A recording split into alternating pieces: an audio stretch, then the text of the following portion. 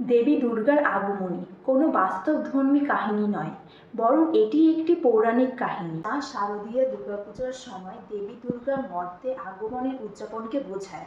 এটি একটি উৎসবের প্রস্তুতি যা মহালয়ায় দেবীর চোখ আঁকা শুরু হয় এবং প্রতি বছর এই উৎসবের জন্য বাঙালিরা অধীর আগ্রহে বসে থাকে।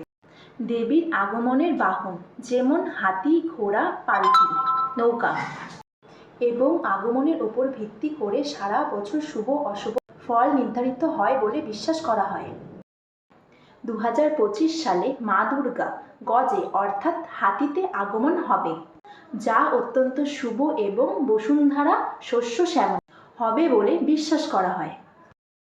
দেবীর আগমন ও গমনের বাহন সাধারণত সপ্তমী ও দশমী তিথির ওপর নির্ভর করে নির্ধারিত হয় এবং এটি ভবিষ্যৎ বছরের শুভাশুভ নির্ধারণ করে। দেবী দুর্গার আগমনের বাহন গজ অর্থাৎ হাতি। দেবী দুর্গা যদি হাতির পিঠে চলে আসেন তাহলে সেই বছর মর্তলোকে শান্তি, সমৃদ্ধি, সুখ আসে এবং বসুন্ধরা শস্য শ্যামলা হয়।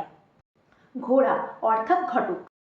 যদি সপ্তমী বা দশমী তিথি মঙ্গলবার বা শনিবার পড়ে তাহলে দেবী ঘোড়ায় চড়ে আসেন, কখনো অশুভ ইঙ্গিত বহন করে।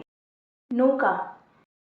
যদি সপ্তমী বা দশমী তিথি বুধবার পড়ে তাহলে দেবী নৌকায় করে আসেন, যা ভালো ফসল ও সমৃদ্ধির প্রতীক। দোলা অর্থাৎ দোলনা।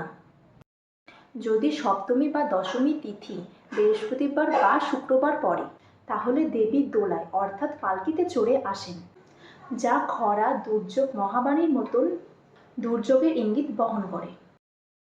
দশভুজা শব্দের অর্থ যার 10টি হাত আছে। সাধারণত এই শব্দটি দেবী দুর্গাকে বোঝায়, যিনি মহিষাসুর মর্দিনী রূপে পরিচিত এবং দেবতাদের কাছ থেকে অস্ত্র শস্ত্র 10টি হাত ধারণ করে। এছাড়াও আধুনিক প্রেক্ষাপটে এই শব্দটি এমন একজন নারীকে বোঝাতেও ব্যবহৃত হয়, যিনি অনেক কাজ এক হাতে সামলাতে পারেন, যা তার অসাধ্য সাধনের ক্ষমতাকে তুলে ধরে।